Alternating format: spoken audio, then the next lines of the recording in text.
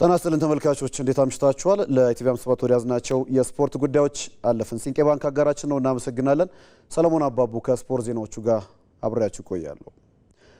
በሲቢ የኢትዮጵያ ፕሪሚየር ሊግ ኢትዮጵያ ንግድ ባንክ 5 ጨዋታዎች በኋላ አሸንፏል።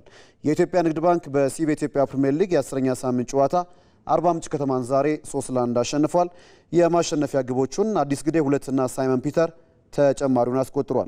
የአርባ ምንጭ ከተማን ብቸኛ ግብ ደግሞ ቡጣቃ ሸመና አስቆጥሯል።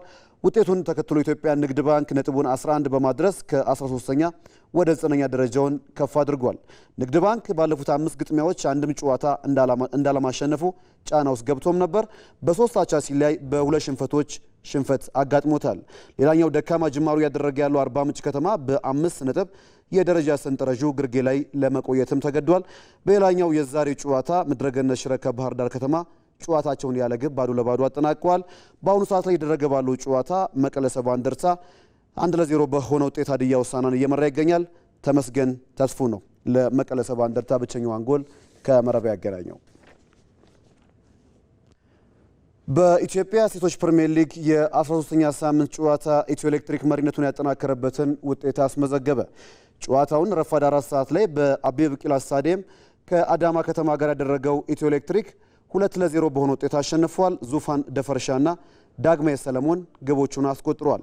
የውድድር ዘመኑ ክስተት የሆነችው ዳግማዊ ሰለሞን በዘንድሮ የውድድር ዘመን ያስቆጠረችውን የግብ ብዛት 18 በማድረስ የከፍተኛ ግብ አስቆጣሪነቱን በብዙ ርቀት እየመራች ትገኛለች። ነጥቡን 36 ያደረሰው ኢትዮ ኤሌክትሪክ የሊጉ መሪነቱን አጠናክሯል።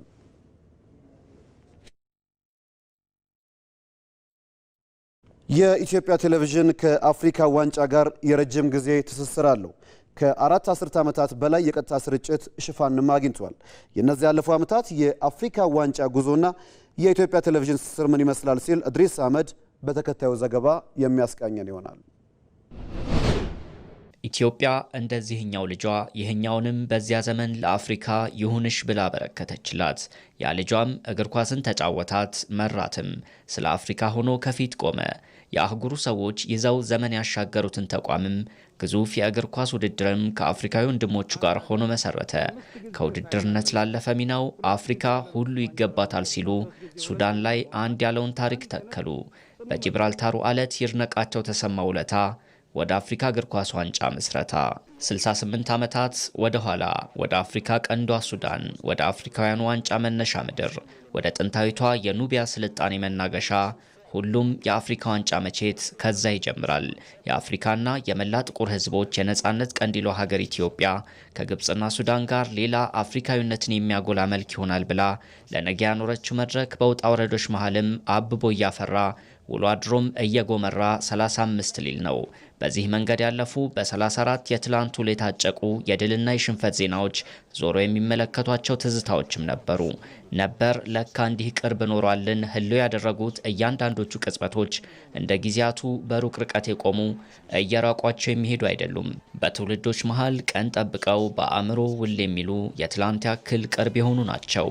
እነዚህን ሁሉ በተለይ ለኢትዮጵያውያን ማን ቅርብ አደረጋቸው፣ ማን አልፎ ያላለፉ አሰኛቸው የሚለው ጥያቄ ሲነሳ ልክ እንደ አፍሪካውያኑ የበኩር እግር ኳስ ውድድር እድሜው 6 አስርታትን እየተሻገረ ያለው የኢትዮጵያ ቴሌቪዥን ይመጣል።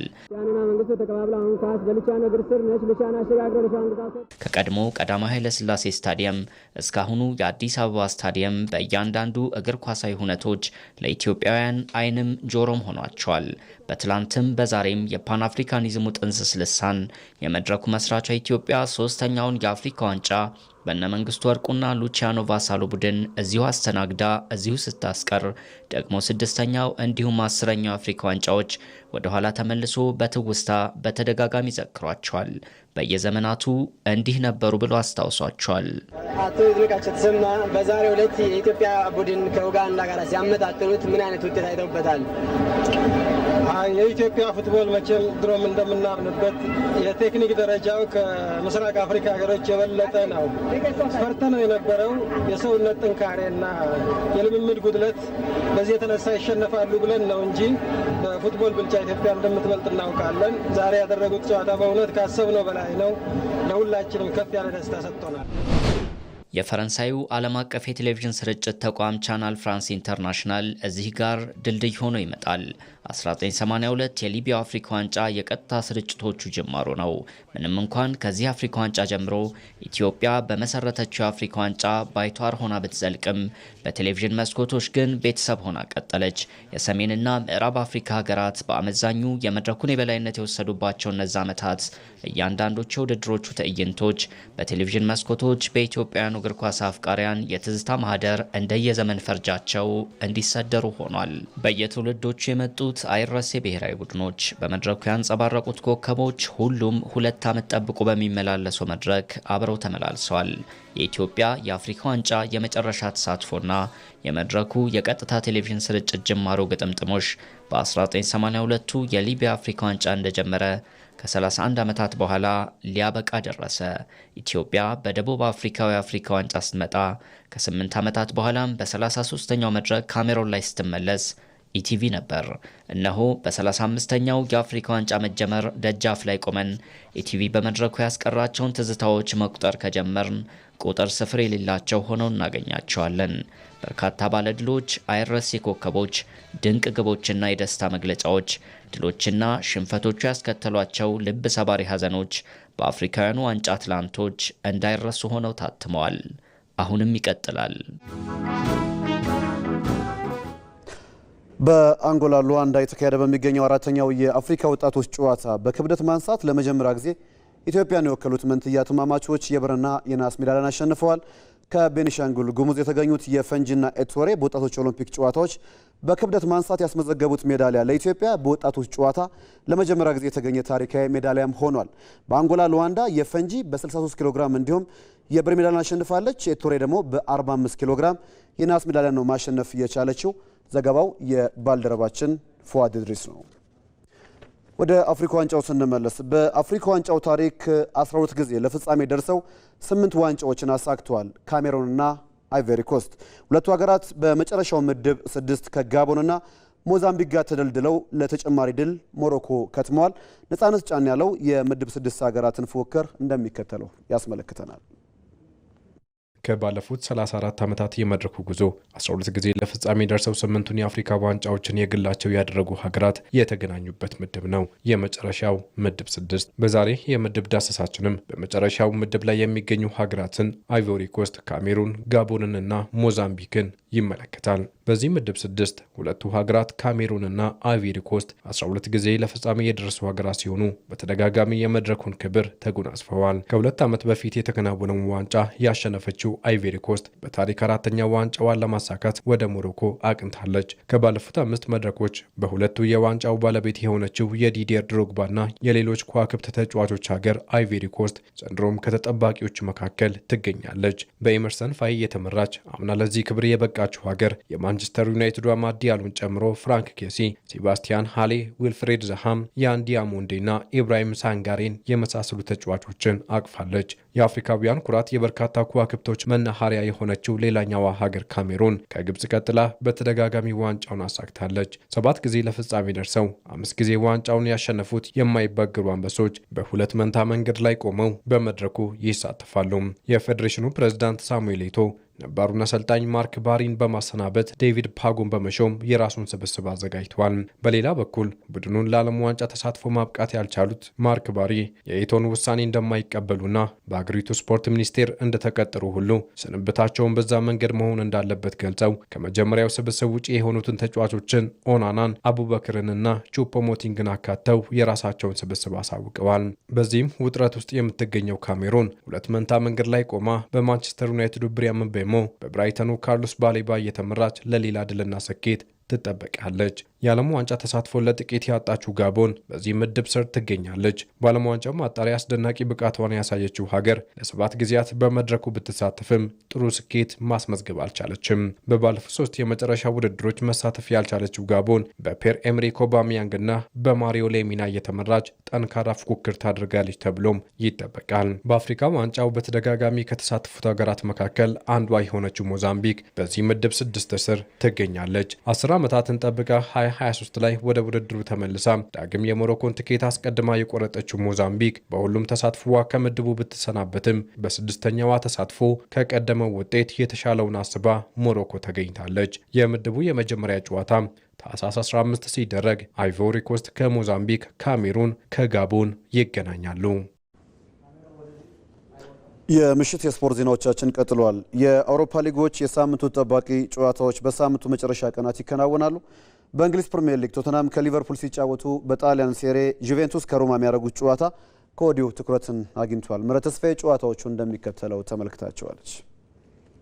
በእንግሊዝ ፕሪሚየር ሊግ የበዓል ሰሞን ጨዋታዎች ሊቨርፑል ወደ ሰሜን ለንደን ሲያቀና፣ ቼልሲ ወደ ሴንት ጄምስ ፓርክ ያቀናል። በውድድር ዓመቱ ወጥ አቋም ላይ መገኘት ያልቻሉት ሊቨርፑልና ቶትናም በሰሜን ለንደን በቶትናም ስታዲየም ተጠባቂውን ጨዋታ ያከናውናሉ። የሁለቱም ክለብ አሰልጣኞች በጫና ውስጥ በሚገኙበት ለወሳኙ ጨዋታ ተሰናድተዋል። ሁለቱ ክለቦች በተገናኙባቸው የእንግሊዝ ፕሪሚየር ሊግ ጨዋታዎች በሊጉ ታሪክ ብዙ ግቦች ተቆጥረዋል። እስካሁን ባለው 206 ግቦች ሲቆጠሩ ባለፉት 3 የፕሪሚየር ሊጉ ጨዋታዎች 21 ግቦች መረብ አርፈዋል። ባለፈው 25 የእንግሊዝ ፕሪሚየር ሊግ ጨዋታዎች ቶትናም ሆትስፐር ጥሩ ታሪክ የለውም። ሁለቱም ብቻ አሸንፎ በ17ቱ ተሸንፏል። በ17ኛ ሳምንት የሚያደርጉት ጨዋታ ግቦች የሚቆጠርበት ጨዋታ እንደሚሆን ይጠበቃል። ባለፉት 2 የውድድር ዓመቶች ከሜዳ ውጭ በተደረጉ ጨዋታዎች 16 ግቦች ከተቆጠረበት ቦርንማውዝ በመቀጠል የተቀመጠው ሊቨርፑል 15 ግቦች ተቆጥረውበታል። ባለሜዳው ቶትናም በመከላከሉ ክፍተቶች ያሉበት ሲሆን በ2025 በሜዳቸው ባደረጓቸው ጨዋታዎች 3ና ከዛ በላይ ግቦች ተቆጥሮባቸው ተሸንፈዋል። ቶማስ ፍራንክ ወደ 8 የሚደርሱ ተጫዋቾቹን አያገኝም። እንደነ ዴዣን ኩሉሴቭስኪ፣ ጄምስ ማዲሰን፣ ዶሚኒክ ሶላንኬና ኡዶጌ የመሳሰሉ ተጫዋቾች በጉዳት ከጨዋታ ውጪ ሲሆኑ ለአፍሪካ ዋንጫ ሴኔጋልን የተቀላቀለው ፓፔሳር ሌላኛው በጨዋታው የማይኖረው ነው። በሊቨርፑል በኩል ጆ ጎሜዝ፣ ዋታሮ ኢንዶና ኮዲ ጋክፖ ከጨዋታ ውጪ ናቸው። ኮነር ብራድሊ ከቅጣት ሲመለስ ባሳለፍነው ሳምንት መጠነኛ ጉዳት ያጋጠመው ዶሚኒክ ሶቦዝላይ ወደ ሰሜን ለንደን ይጓዛል ተብሎ ይጠበቃል። በሊጉ 4ኛ ደረጃ ላይ የተቀመጠው ቼልሲ ከፊቱ ካሉት ክለቦች ላለመራቅ ወሳኙን ጨዋታ ወደ ሴንት ጄምስ ፓርክ ተጉዞ ይጫወታል። በውድድር ዓመቱ ወጥ አቋም ማሳየት የተሳነው የኤዲ ሃው ኒውካስትል በታይንዊር ደርቢ በሰንደርላንድ ከተሸነፈበት ጨዋታ በኋላ ወደ አሸናፊነት ለመመለስ ወደ ሜዳ ይገባሉ። ባለፈው 5 ከሜዳ ውጪ ጨዋታዎች የምዕራብ ለንደኑ ክለብ በ4ቱ ሳይቆጠርበት ወጥቷል። ተጋጣሚው ኒውካስትል ባለፉት 9 ጨዋታዎች ግብ ተቆጥሮበታል። ይህም በኤዲ ሃው ስር ጥሩ ያልሆነ ታሪክ ሆኖ ተመዝግቧል። በሴንት ጄምስ ፓርክ በተደረጉ ያለፉ 2 ጨዋታዎች ግብ ያስቆጠሩት አንቶኒ ጎርደን እና ብሩኖ ጉማሬሽ ቁልፍ ተጫዋቾች እንደሚሆኑም ይጠበቃል። ሜንቶ፣ ዳን በርን፣ ኬረን ቴርፔ፣ ኤሚሊ ክራፍት ከጨዋታው ውጪ ሲሆኑ ዣማል ሌሴልስ እና ኒክ ፖፕ ወደ ሜዳ ይመለሳሉ ተብሎ ይጠበቃል። በቼልሲ በኩል በአማካይ ክፍሉ ወሳኝ ተጫዋች የሆነው ሞይሴስ ካሴዶ ከቅጣት ይመለሳል። ኤስቴቮና ሊያም ዴላፕ በጉዳት ከጨዋታው ውጪ ናቸው። ሊጉን እየመራ የሚገኘው አርሰናል ወደ ሂል ዲኪንሰን ስታዲየም አቅንቶ ከኤቨርተን ይጫወታል። የጣሊያን ሴሪያ በ16ኛ ሳምንት ሲመለስ ተጠባቂው ጨዋታ ሮማን ከጁቬ ያገናኛል። በአሊያንዝ ስቴዲየም በሚደረገው ጨዋታ ዩቬንቱስ ቦሎኛን ካሸነፈበት ጨዋታ በኋላ ለሌላ ተከታታይ ድል ይጫወታል። በ15ኛ ሳምንት በወሳኙ ጨዋታ ኮሞን ያሸነፈው ሮማ ከመሪዎቹ ያለውን የነጥብ ልዩነት ለማጥበብ ይጫወታል። ባለፉት 6 የሴሪ የእርስ በርስ ጨዋታዎች አንዳንድ ጊዜ ሲያሸንፉ በ4ቱ ነጥብ ተጋርተዋል። ለመጨረሻ ጊዜ በአሊያንዝ ስታዲየም ያደረጉትን ጨዋታ 1-1 ተለያይተዋል። በዩቬ በኩል አርካዲዝ ሚሊክ፣ ፌዴሪኮ ጋቲ፣ ዱሳን ቭላሆቪች በጉዳት ጨዋታው ሲያመልጣቸው፣ በሮማ በኩል ለአፍሪካ ዋንጫ ከሞሮኮ ብሔራዊ ቡድን ጋር የሚገኘው ኤል አይናዊ ጨዋታው ያመልጠዋል። በ4 ነጥብ ልዩነት ሮማ 4ኛ ዩቬ 5ኛ ሆነው ጨዋታቸውን ያደርጋሉ። የስፔን ላሊጋ 18ኛ ሳምንት መርሃ ግብር ዛሬ ምሽት በሚደረግ አንድ ጨዋታ ይጀምራል። ምሽት 5 ሰዓት ላይ ቫሌንሺያ በሜዳው ሜስቲያ ማዮርካን ያስተናግዳል። በግብ ክፍያ ብቻ በመብለጥ ከወራጅ ቀጠናው አንድ ደረጃ ከፍ ብሎ የተቀመጠው ቫሌንሺያ ከወራጅ ቀጠናው ይበልጥ ለመራቅ እንዲሁም ባሳለፍነው ሳምንት ኤልቼ ላይ ጣፋጭ የ3-1 ድል የተቀዳጀው ማዮርካ የአሸናፊነት ጉዞን ለማስቀጠል ወደ ሜዳ ይገባሉ። ከዚህ በፊት ሁለቱ ቡድኖች በተገናኙባቸው 72 አጋጣሚዎች 40ውን በማሸነፍ ቫሌንሺያ የበላይነቱን የወሰደው ቡድን ነው። በሌላ በኩል የጀርመን ቡንደስሊጋ 15ኛ ሳምንት መርሃ ግብር ዛሬ መደረግ ይጀምራል። ቦሩሲያ ዶርትመንድ በሜዳው ሲግናል ኢዱና ፓርክ ቦሩሲያ ሞንቸግላድባን ምሽት 4 ሰዓት ከ30 ላይ ያስተናግዳል። ዶርትመንድ በቡንደስሊጋው ደረጃ ሰንጠረዥ 29 ነጥቦችን በመሰብሰብ 3ኛ ደረጃ ላይ የተቀመጠ ሲሆን ቦሩሲያ ሞንቸግላድባ በአንጻሩ በ16 ነጥቦች 11ኛ ደረጃ ላይ ይገኛል። የዶርትመንዱ አማካይ ጆቤ ቦሊንጋም በጨዋታው በቅጣት ምክንያት የሚያልፈው ሲሆን ራሚ ቤንሴባኒ ደግሞ በአፍሪካ ዋንጫ ሀገሩ አልጄሪያን ለመወከል መጓዙን ተከትሎ በጨዋታው ላይ የማይኖር ይሆናል።